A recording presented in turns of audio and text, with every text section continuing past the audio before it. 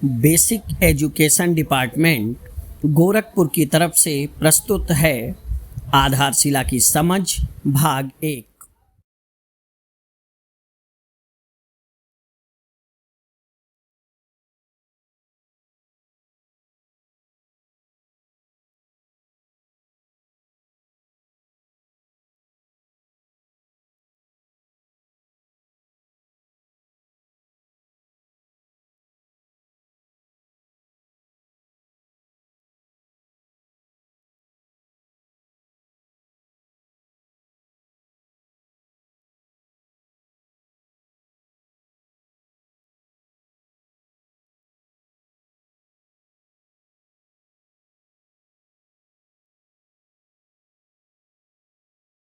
तो सबसे पहला बिंदु हम समझते हैं कक्षा 1 से 5 तक के बच्चों के लिए प्रेरणा लक्ष्य क्या निर्धारित किया गया है।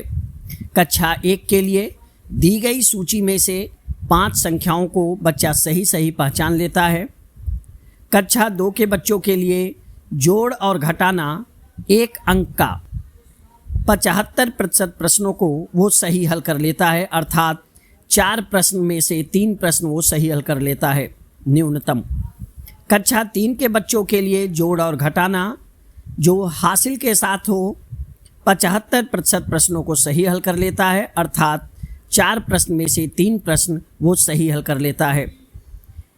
इसी तरह कक्षा 4 के बच्चों के लिए निर्धारित प्रेरणा लक्ष्य है गणित में गुणा के 75% प्रश्नों को सही हल कर लेता है, जबकि कक्षा 5 के बच्चों के लिए निर्धारित है कि भाग के 75% प्रश्नों को वह सही हल कर लेता है। ये प्रेरणा लक्ष्य निर्धारित किए गए हैं कक्षा 1 से 5 तक के बच्चों के लिए गणित विषय में।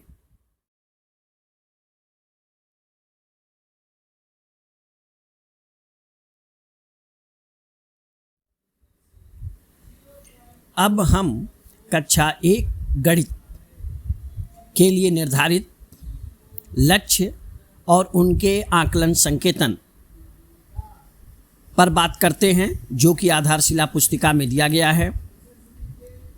पहला लक्ष्य है संख्या पूर्व अवधारणाओं की समझ विकसित करना, जिसके लिए बच्चा दूर पास, लंबा छोटा, पहले बाद, ऊंचा नीचा, मोटा पतला, कम ज़्यादा, हल्का भारी आदि विभिन्न विभेद कर वह पहचान लेता है। अलग अलग वस्तुओं को गुणों के आधार पर वर्गीकृत करता है, पैटर्न के आधार पर व्यवस्थित कर लेता है। ये सभी संकेत ऐसे हैं जिनसे यह समझ आता है कि बच्चे को संख्या के पहले जो अवधारणा विकसित हो जानी चाहिए वो विकसित है या नहीं है। दूसरा लक्ष्य होता है 1 से 9 तक के संख्याओं की समझ विकसित करना, जिसमें बच्चा ठोस वस्तुओं को गिन लेता है, चित्रों में उपस्थित वस्तुओं को गिन लेता है, या दैनिक जीवन में उसके पास जो वस्तु उपस्थित है, जैसे कितने बकरी हैं, उन बकरियों के पास कितने पैर हैं, कमरे में कितनी कुर्सियां हैं, कितने पंखे हैं, इत्यादि प्रश्न। तीसरे लक्ष्य में हम बात करें तो 1 से 50 तक की संख्याओं में इकाई और दहाई की समझ को विकसित करना। इस लक्ष्य के आकलन के लिए हम ये निर्धारित देखते हैं कि क्या बच्चा वस्तुओं और चित्रों को देख करके 10-10 का समूह बना लेता है, क्या वो 1 से 50 तक के संख्याओं को ठोस वस्तुओं से गिन लेता है, क्या वह 1 से 50 तक की संख्याओं को सही लिख लेता है, क्या अगर उनके बीच में कोई अंक विलुप्त कर दिया जाए या रिक्त स्थान रख दिया जाए तो क्या वह उन्हें भर लेता है, क्या वह 1 से 50 तक की संख्या में पूर्ववर्ती और अनुवर्ती संख्याओं की अवधारणा बना चुका है या उन्हें गिन करके वह संख्या के रूप में व्यक्त कर लेता है।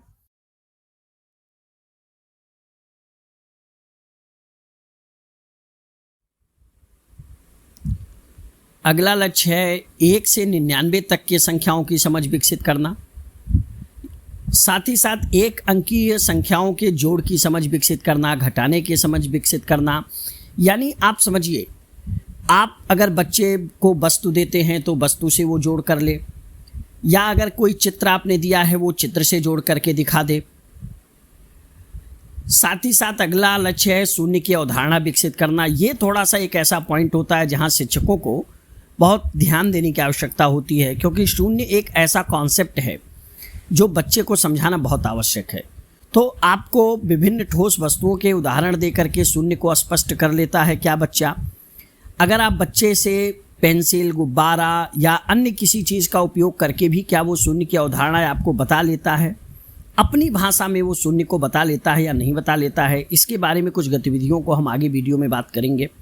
कौन सी गतिविधियां हमारे शिक्षक साथी यूज करें जिससे ये आसान होगा। ज्यामितीय आकृतियों को समझकर पहचानना, वो अपनी भाषा में, चाहे वो सीधी रेखा हो, गोल हो, त्रिभुज हो, चतुर्भुज हो, विभिन्न आकृतियों को पहचाने और साथ ही साथ अपने परिवेश में, जैसे साइकिल का पहिया देख करके वो बताए कि ये क्या है, रोटी को देख करके वो बता सके, या कोई भी जो उसके परिवेश में स्थित वस्तु है उसकी आकृतियों के आधार पर वो उसका वर्गीकरण कर ले।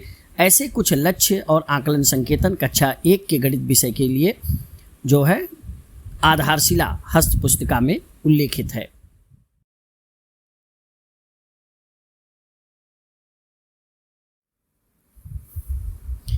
अब हम बात करते हैं कक्षा 2 के बच्चों के लिए। कक्षा 2 के बच्चों के लिए भी गणित में कुछ लक्ष्य और उनके लिए आकलन संकेतन का विवरण आधारशिला हस्त पुस्तिका में है। जैसे पहला लक्ष्य है कि 2 अंकीय संख्याओं की समझ विकसित करना। तो शिक्षक जो है बच्चे से अगर 1 से 99 तक की संख्या की पहचान स्पष्ट करा लेता है, या बच्चा 1 से 99 तक की संख्या को सही सही लिख ले, उसमें इकाई दहाई को बता दे, उनके स्थानीय मान को बता दे, बढ़ते क्रम में या घटते क्रम में अगर बच्चा लिख लेता है तो इसका अर्थात ये लक्ष्य हमारा पूर्ण होता है। साथ ही 3 अंक के संख्याओं की भी समझ विकसित करना। तो जिस तरह 2 अंकों की संख्याओं को पहचाने उसी तरह 3 अंक की संख्या को पहचान ले। इकाई, दहाई, सैकड़ा है, स्थानीय मान हो, छोटा है, बड़ा है, तुलना है, घटते क्रम, बढ़ते क्रम, इन चीज़ों को वो अगर बता लेता है तो इसका अर्थात ये लक्ष्य बच्चे ने पूरा कर लिया है।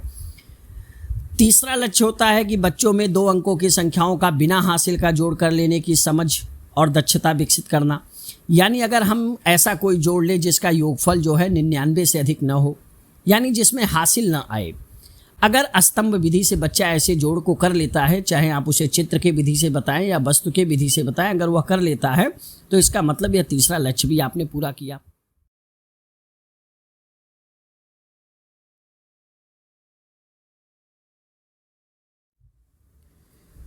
अब हम अगर अगले लक्ष्य की तरफ ध्यान दें तो कक्षा 2 के बच्चों के लिए गणित में ये लक्ष्य है कि 2 अंकों की संख्याओं का वो हासिल के साथ जोड़ कर ले रहा है या नहीं कर ले रहा है। इसके भी संकेतन में वही है कि आप वस्तु या चित्र के माध्यम से उसके प्रयास को, वो जो इकाई और दहाई का कॉन्सेप्ट है उसको लेकर के वह जोड़ लेता है या नहीं जोड़ लेता है। वो ये संक्रिया मन में कर ले, ऐसा भी प्रयास करना है, देखना है कि क्या बच्चा मन में कर पाता है या नहीं। अगर 2 अंकों की संख्या को हम घटा लेने की समझ पर बात करते हैं तो बिना उधार लिए घटाने की प्रक्रिया वो करता है या नहीं कर पाता है। अगर वो उधार लेकर के घटाता है तो उन्हें कैसे वो प्रतीकों के माध्यम में व्यक्त कर पाता है या नहीं कर पाता है। 1 अंक के गुणे की समझ उसके अंदर हो पाई है या नहीं हो पाई है। क्या वो ये समझ पाया है कि गुणा जो है वो योग की जो है सक्सेसिव प्रोसेस है, यानी क्रमागत योग जो है गुणन है, क्या ये समझ उसके अंदर विकसित हो पाई है या नहीं हो पाई है।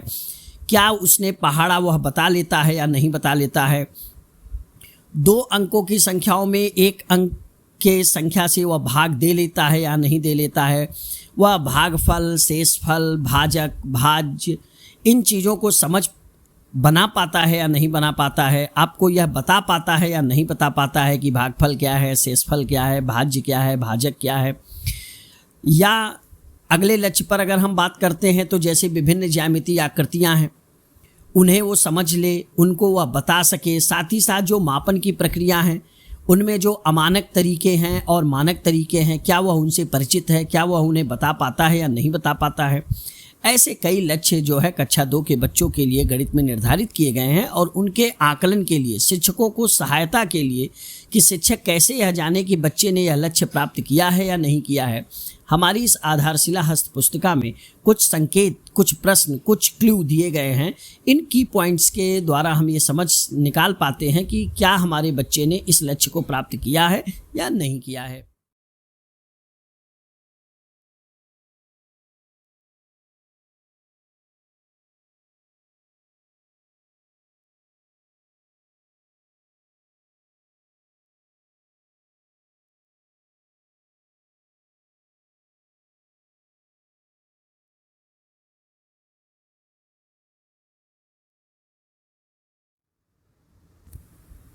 हम अब ये समझने का प्रयास करते हैं कि ये आधारशिला का जो अधिगम है आखिर ये कैसे होगा।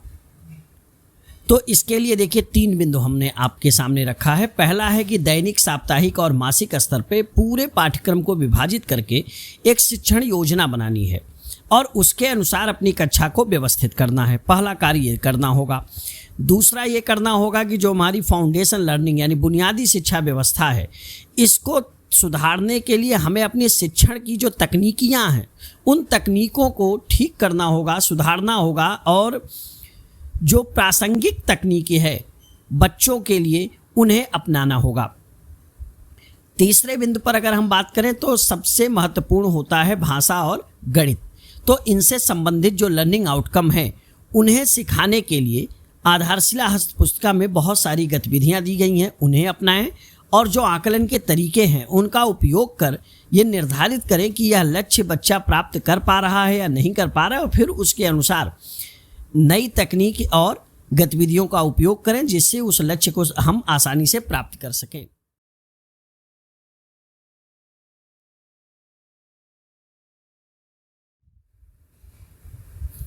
अब हम ये देखते हैं कि गणित विषय के द्वारा कौन कौन से कौशल एक बच्चे के अंदर विकसित होते हैं। आखिर क्यों हम कहते हैं कि गणित हमारे जीवन का अभिन्न अंग है, इसलिए बच्चे के गणित पर इतना जोर दिया जा रहा है कि उसे गणित में बेहतर होना है, ये अधिगम स्तर उसका उठे।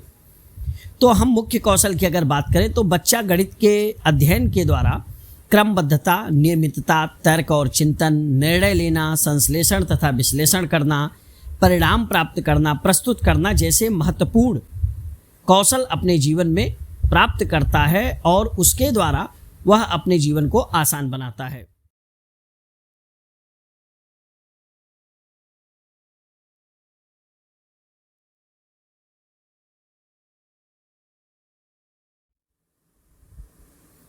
हम अगर लर्निंग आउटकम की बात करें तो आरंभिक स्तर पर गणित के केंद्रित लर्निंग आउटकम 5 हैं, जैसा कि आप अपनी स्क्रीन पे देख रहे हैं कि परिवेश को मात्रात्मक रूप में देखना समझना, जो संख्याओं का प्रयोग करना है या संख्याओं के बीच के संबंधों को समझकर गणितीय संक्रिया का प्रयोग कर लेना है, या किसी संख्या को हिस्सों के रूप में देख पाना और संख्या के हिस्सों के साथ जो संक्रियाएं हैं उनकी समझ को बता लेना, स्थान, मात्रा के जो विभिन्न गणितीय पहलू हैं उनको अपने परिवेश में अप्लाई करना, उसकी जानकारी को समझना, दिखाना, अपनी कल्पना में व्यक्त कर लेना, ये एक आउटकम होता है। और 5वां आउटकम है समय है, मुद्रा है, आंकड़े हैं, जो हमारे जीवन के अभिन्न अंग होते हैं, उनका उपयोग वो अपने जीवन में बेहतर बनाने के लिए खुद को करता है।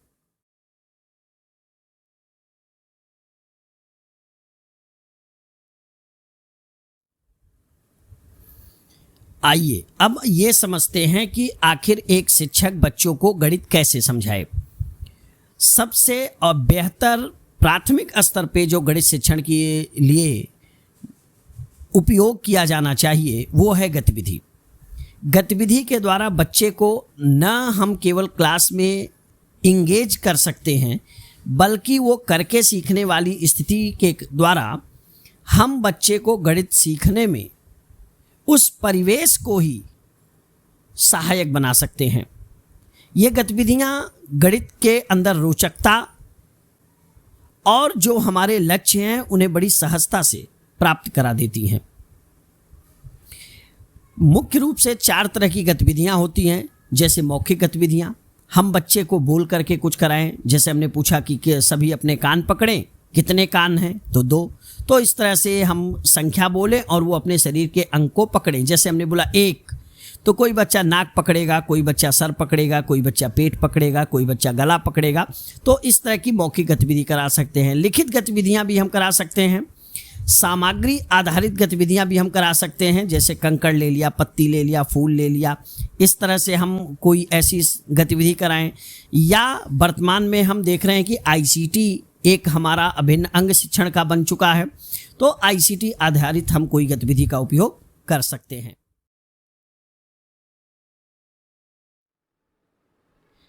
हमने ये तो समझा कि बच्चे को गणित सिखाने के लिए गतिविधि का उपयोग करें, लेकिन गणित को सीखने और सिखाने का सही क्रम क्या है?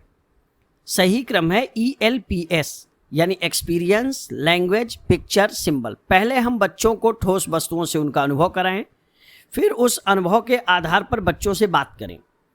जब बच्चे बात करेंगे तो उससे उनका विकास होगा, समझ बढ़ेगी, और फिर उनके चित्रों के द्वारा, उन वस्तुओं के चित्रों के द्वारा पुनः हम उसका अभ्यास कराएं, और सबसे अंतिम में हम उन्हें अवधारणा यानी संकेतन के साथ, प्रतीकों के साथ पुनः उस लर्निंग आउटकम का जो हमारा प्रकरण है उस प्रकरण पर बात करें। यानी अनुभव के बाद भाषा, भाषा के बाद चित्र, चित्र के बाद संकेत।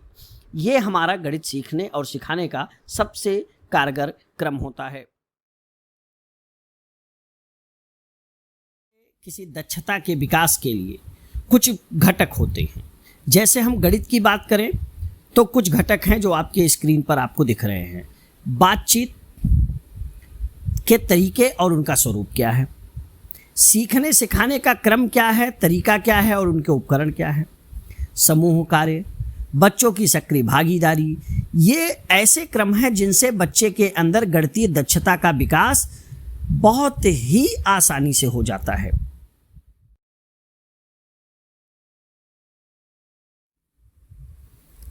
अगर हम प्राथमिक स्तर पर गणित की बात कर रहे हैं तो गणित के संदर्भ में कौन कौन सी अवधारणाओं की समझ बच्चों के अंदर होनी चाहिए।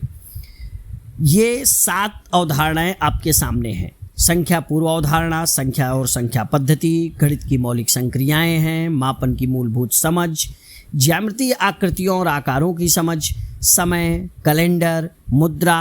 ये विभिन्न अवधारणाओं की आवश्यकता है प्राथमिक स्तर पर हमारे बच्चों के अंदर विकसित करने की।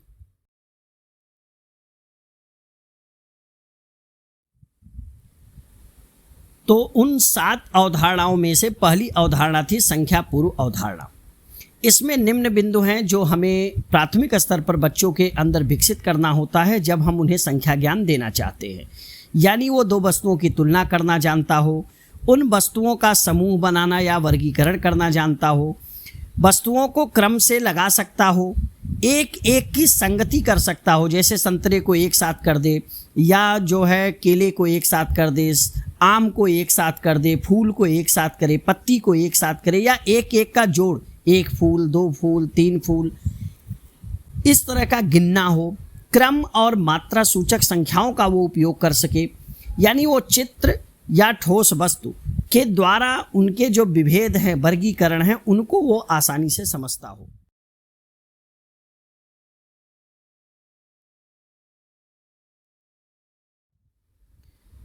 अब हम बात करते हैं संख्या और संख्या पद्धति। प्राथमिक स्तर पर जब हम संख्या और संख्या पद्धति की बात करते हैं तो हम यह जान लें स्पष्ट रूप से कि संख्या और संख्या पद्धति ही गणित को सीखने का आधार है। अब गणित की कई संक्रियाएं हैं और जो उनकी अवधारणाएं हैं उनकी समझ तभी विकसित होगी अगर बच्चे के अंदर संख्या और संख्या पद्धति की समझ है।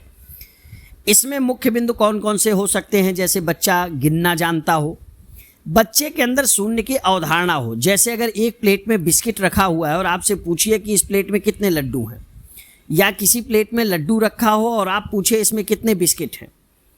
इस तरह से वो शून्य की अवधारणा का समझ हो। आप अगर हाथ में आपने पेंसिल लिया है और आपने पूछा मेरे हाथ में कितनी किताब है, तो कई ऐसे बिंदु हैं जिनसे हम बच्चों को समझा सकते हैं। इकाई और दहाई की समझ उसके अंदर हो, स्थानीय मान भी वो बता सके। विभिन्न TLM और गतिविधियों का उपयोग करके निम्न स्किल हम बच्चे के अंदर डेवलप कर सकते हैं।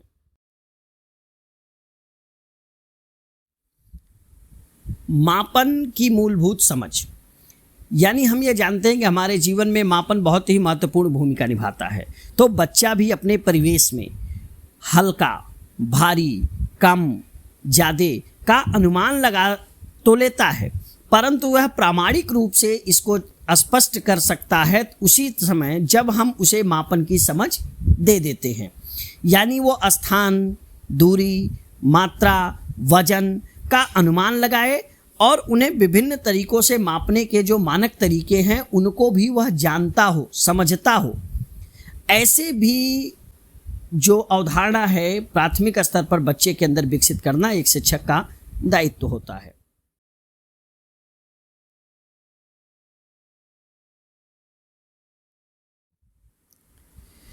मापन का जब वो अपने जीवन में, अपने परिवेश में किसी बिल्डिंग को देखता है, किसी आकार को, किसी आकृति को, चाहे वो कुर्सी बनाना है, चाहे वो चौकी बनाना है, चाहे वो मेज बनाना है, चाहे वो कोई मकान बनाना है, दीवार बनानी है, वो देखता है कि हर जगह मापन एक बहुत महत्वपूर्ण प्रक्रिया निभा रहा है, वो बहुत आवश्यक घटक है उसका। तो विभिन्न आकृतियों की समझ हम उसे विभिन्न मोन्यूमेंट्स जो हमारे हैं उनको दिखा करके, या उसके परिवेश में जो उपस्थित वस्तुएं हैं उनको दिखा करके हम उसे विभिन्न ज्यामितीय आकृतियां, आकार और उससे मापन की समझ आसानी से विकसित कर सकते हैं।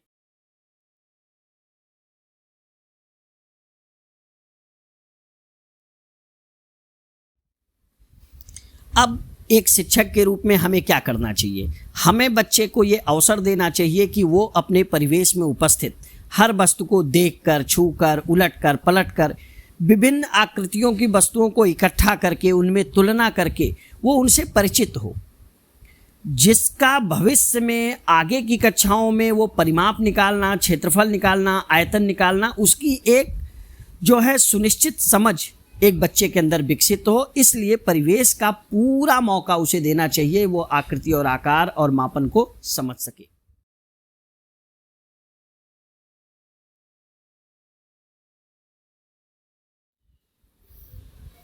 जीवन में समय का महत्व किसे नहीं पता है। एक बच्चे को भी समय के बारे में ज्ञान देना हमारा दायित्व होता है। यानी प्राथमिक स्तर पर हम बच्चे को समय, कैलेंडर, दिन, माह, इसकी एक अच्छी समझ विकसित करें। साथ ही कैलेंडर में जो छिपे हुए पैटर्न होते हैं वो कैलेंडर के प्रति बच्चे का आकर्षण बढ़ा सकते हैं। अगर हम कोड बता रहे हैं तो घड़ी का उपयोग करके कई कोड की समझ को भी विकसित कर सकते हैं, परंतु समय और कैलेंडर, इसकी एक आवश्यकता और समझ, महत्ता, सभी बिंदुओं पर एक शिक्षक को बच्चे को सचेत करना चाहिए और उसकी समझ भी विकसित करने का पूरा प्रयास करना चाहिए।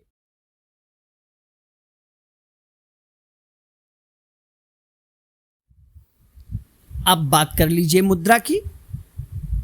आप भी समझते हैं आज के समय में मुद्रा की कितनी समझ होना जरूरी है। कोई किसी को बेवकूफ़ न बना सके, कोई आपके स्कूल में जो छात्र पढ़ने आ रहा है उसका अनुचित लाभ न ले ले। इसलिए एक शिक्षक को आवश्यक है कि वो बच्चे के अंदर मुद्रा की समझ विकसित करे और विभिन्न आर्थिक गतिविधियों के द्वारा यह पुष्टित कर ले कि बच्चे के अंदर मुद्रा की समझ और उसके लेन देन के प्रति वह पूरी तरह से तैयार हो चुका है।